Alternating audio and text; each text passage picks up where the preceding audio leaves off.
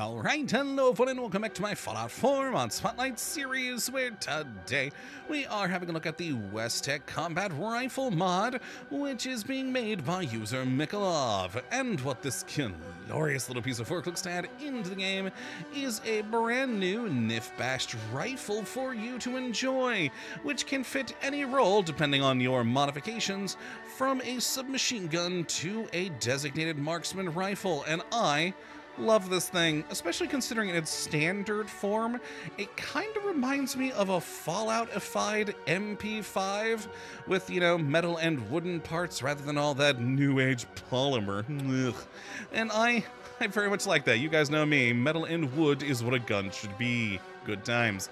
So let's jump on over here and have a look at what exactly we are getting with the West Tek Rifle, which in its most basic and standard form will do a 33 damage with a 45 round, with a firing rate of 40, range of 143, accuracy of 76, and a weight of 11.1. All in all, not too bad there.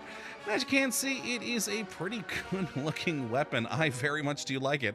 As I said, it very much reminds me, at least, of a Fallout-ified MP5, and I think that's fun and appropriate, and very, very good looking. And with all the modifications we've got here, and there are a pretty good, substantial list of modifications, you can really change this thing up. You can keep it as an SMG, sticking with the more pistol caliber rounds. You can up it to 5.56 or 308 to make it more rifle-esque, and even, of course, making it automatic or, semi-auto, depending on if you're wanting to go for more of a machine gun or marksman rifle. And I very much do enjoy all the options there to really help you get this gun to your particular play style, which is great. Now, as for how you get your hands on one of these lovely things, well, it's pretty simple. This gun's kind of, comparable to the in-game combat rifle, and so you're going to start to see it at level 10 anywhere that you would see the normal in-game combat rifle. So yeah, not going to be hard to find one of these pretty early on in the game. So with that, let's jump on over to the weapon workbench here and have a look at all the great modifications, starting with the receiver category, where we've got pretty typical stuff in here, from standard to heavy, calibrated, automatic, etc. You've got a lot of good options here for both automatic and semi-automatic to, again, fit your particular play style. Then in the barrel category, we've got short and long barrels in either regular, light, or ported varieties, and there is even a suppressed barrel if you so desire, though that is going to make it so you have no more muzzle attachments if you do go with that one. Now then, in the stock category here, we've got either a short, full, marksman stock polymer, or a recoil compensating stock, keeping that wood kind of there in the back, which I enjoy, and of course lots of good metal. And after that, we have the magazine category, where we've got quite a few options here. In the 45 alone, you can see we've got small, medium, large, and then quick eject versions of those small, medium, and large. And then you get the same thing for 5.56 as well as a 308, which is nice. And of course, depending on which caliber you go with, is going to change the overall damage for the gun, which definitely good to remember that. The 308 doing the highest amount of damage.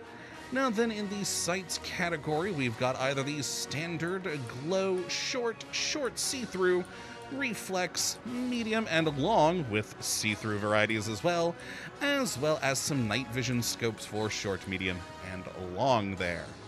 In the muzzle category, we've got, again, pretty typical stuff of a bayonet, muzzle brake, and suppressor. And then finally, we've got the barrel cover, this part right up front on the gun, where we've got either the carry handle variety, a heat shroud, a standard barrel cover, and a vented barrel cover. I quite like the aesthetics between all of these ones, and this is the one category that is like purely aesthetic. The others will change up a variety of different stats on the gun, but this one, purely aesthetic, and I very much enjoy. I think the carry handle's my favorite. Yeah, looks good. But yes, that is all the different modifications we do have for this gun. Like I said, pretty substantial.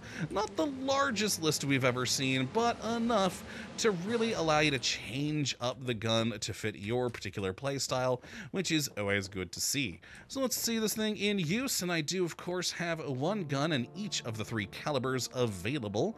We've got the standard one here at the 45, our marksman rifle doing 62 damage with a 308, and then our machine gun here doing 41 damage with the 5.56.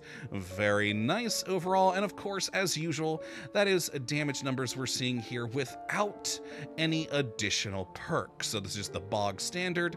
Take, you know, rifleman or commando, and you'll get even higher numbers with those. But yes, let's start, of course, with the 45. Whoops, I forgot to reload from my testing earlier, of course, and fire.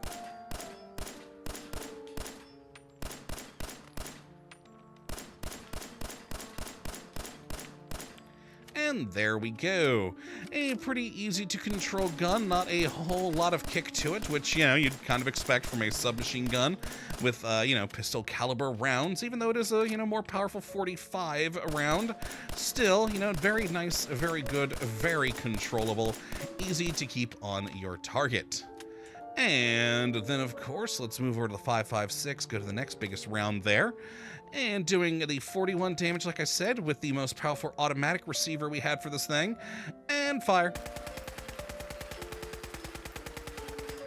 And very, very good. Quite nice. Again, very controllable, though that is, of course, with a heavily modified gun with a muzzle brake up at the front to help with that particular, you know, part of the firing. And yeah, just a great gun. I do kind of wish there was a barrel magazine, though. The large capacity magazine's not bad with the 30 rounds, but if you're going automatic, yeah, I'd prefer a barrel magazine in there, or drum rather, but sadly we do not have that. Perhaps one might get out in the future, who knows, but for now, you're just stuck with those 30 rounds. And then finally, we've got our marksman rifle here with a 62 damage with the 308 rounds, with quite a nice scope. I like it. It's very good looking. And fire.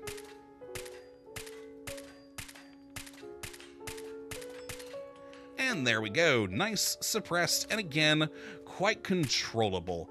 And that's even without a muzzle brake or anything like that. It's just overall a very controllable gun, and of course becoming more and more controllable depending on what modifications you do have.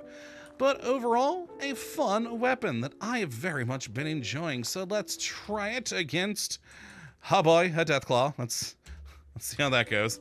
I mean, 61 damage is not bad, but you know what, let's actually use the automatic first. We might be able to melt it down a little bit.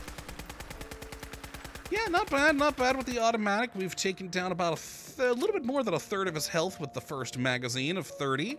And actually did keep a decent amount of those on target, but there we go. Do some sniping shots on him down range. It'd be nice if he stopped hiding behind things. How dare you, Deathclaw? He's getting smarter. Alright, he's coming at me, Okay, back it off, and we'll finish him off with the automatic. Heck yeah. Die, Deathclaw. And there we go. So yes, without perks, it's definitely not the most powerful gun ever. It is, like I said before, an early game gun being found at level 10. But, you know, with modifications and perks, I'd say this should solidly last you into the mid to maybe early late game. And it's just overall a fun and enjoyable gun with a lot of modifications that, again, I have very much personally been enjoying my time with. So if you'd like to have a look at it for yourself, which I'd certainly recommend you do, you can have a look at the link in the description as per usual. But that, my friends, is going to be it for this one today. Hopefully you all have enjoyed, and you do come back for whatever mod it is we look at next. But until that time, thank you for watching as always. Well, have a good one.